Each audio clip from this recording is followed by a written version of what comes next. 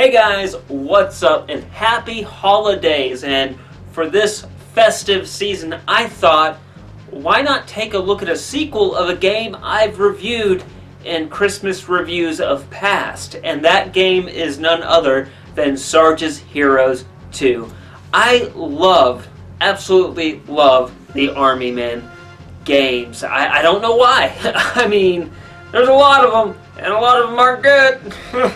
And for some reason, I just love them. Maybe I'm a glutton for punishment, but I thought it would be kind of awesome to take a look at Sarges Heroes 2, as that is a game I never had as a kid. I had the first one, always wanted to get the second one, never did, never got to play it and enjoy it, so I thought, why not play it as an adult and review it for you guys? So, without further ado, let's sign up for a second tour of duty in this review.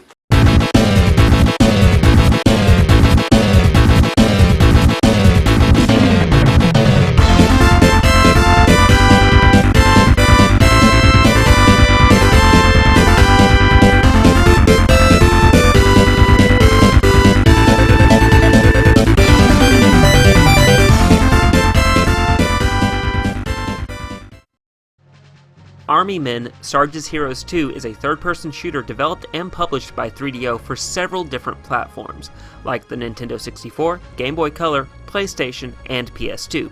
The development team decided to take a considerably different tone from the first title, which had a somewhat serious tone with campy and ridiculousness sprinkled in.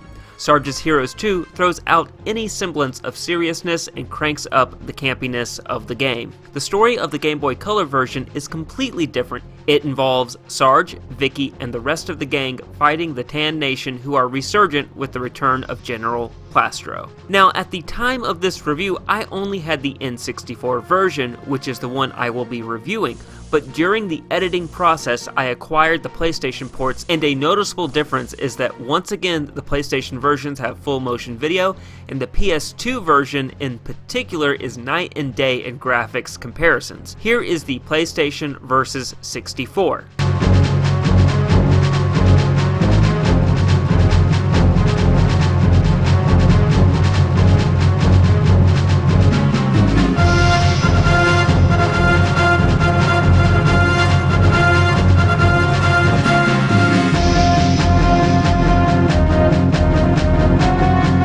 Now, PlayStation 2 versus 64.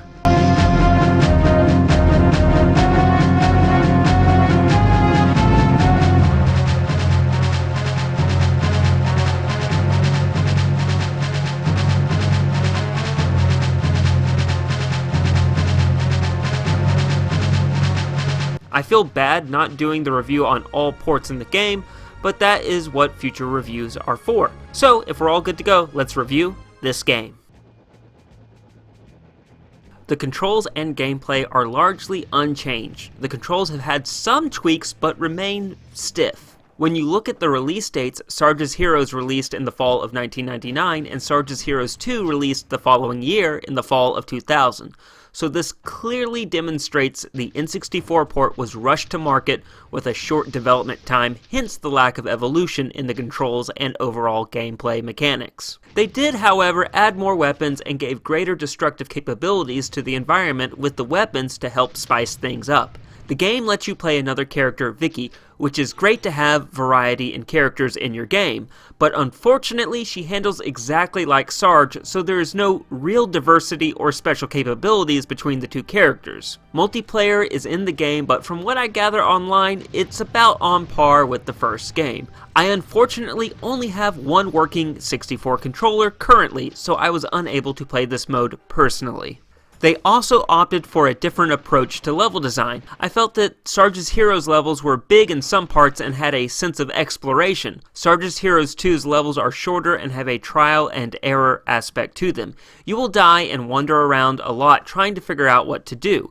Now, while this game's predecessor scored good marks on gameplay, I can't give Sarges Heroes 2 the same, as they did not move the gameplay mechanics, controls, or level design in any significantly better direction. Gameplay gets 1 bit out of 4.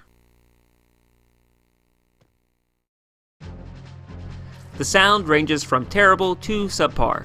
Where to begin? The quality is poor as nearly every sound effect, song, and voice sounds too compressed. The voice work is very minimal and little effort seems to have gone into it, as Vicky has the same grunt as Sarge when she hits the ground from a long fall.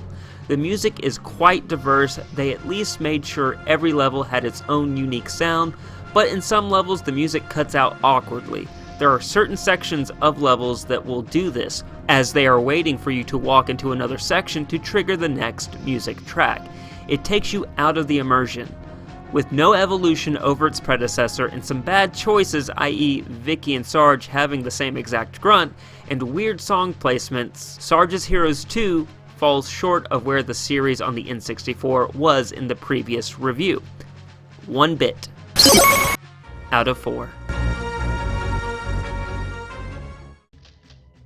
Now, I know what you guys are thinking. Gameplay and sound got low marks, so presentation has got to receive a bad score. I mean, that's the trend line, right?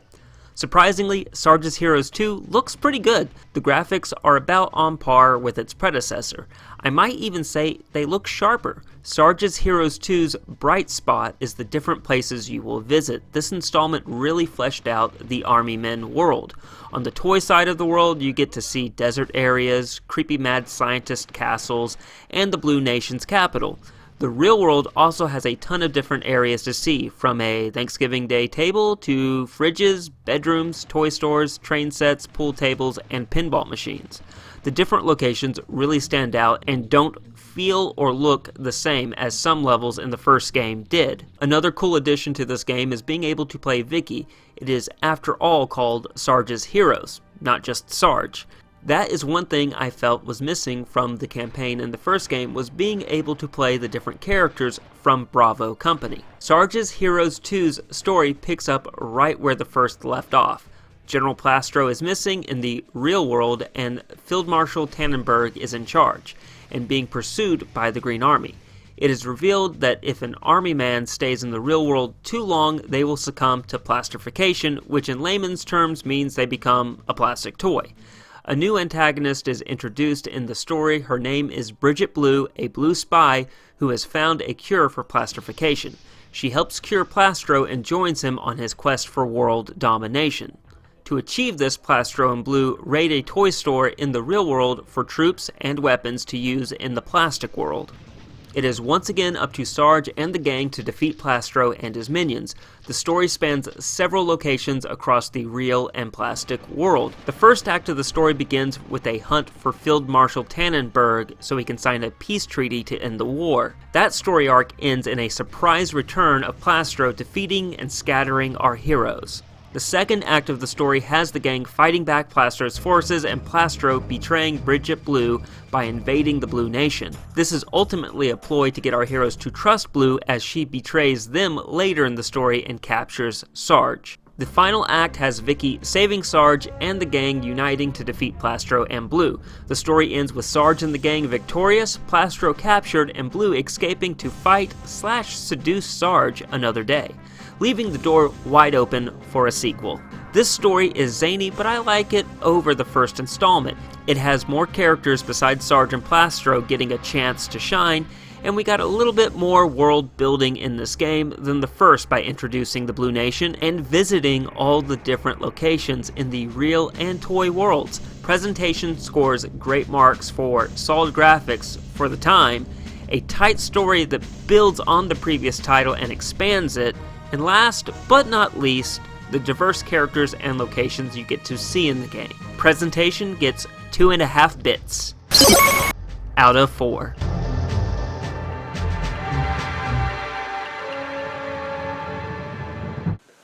Wow, it's rare that you see a sequel to a game do worse than its prequel. Like, they usually add something, or they usually at least, even if it's not too much of an advance, that they at least push the ball up the field a little bit when it pertains to gameplay, graphics, or story. And I really feel that Sarge's Heroes 2 doesn't do any of that. Now, they don't mess with the formula too much. I don't think they do in that aspect, they're not doing worse than their predecessor, but it's just nothing. It is the same. It is ultimately Sarge's Heroes 2 is the same game as Sarge's Heroes on the 64, just they added another character for you to play, which was a character model that was already in the first game, so they just recycled a character model. I do feel that they did better with the weapons and all of that, so I guess I take back what I said earlier. They did move the ball a little bit forward on that. But ultimately, there's nothing really new to offer. It is the exact same game. You're getting the exact same game if you have the first game. Now, Sarge's Heroes 2 was ported to tons of different platforms. So this is only the 64 version. I must stress that. This is only for that version. This does not apply to the PS2 version or even the PlayStation 1 version. I'm only focusing on this version. And with that said, my final verdict for Sarge's Heroes 2 on the N64 is a recommended pass for the casual, and ultimately I would say pass for the hardcore collector of the N64, because you can find this game on other platforms and they're going to be much better versions than what this game is. But if you're a masochist and you absolutely have to get this game, you can find it online for around $13, depending on its condition. And guys, with that said, I want to say once again, happy holidays. I hope you have a great new year, and I hope to see all of you guys for the next year. I haven't really figured out too many games yet that I'm going to review. I got a handful,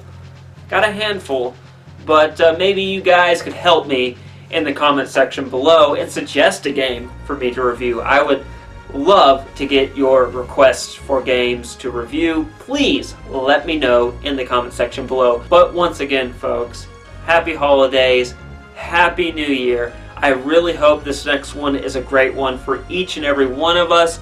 Take care of yourselves, and as always, stay safe and play on.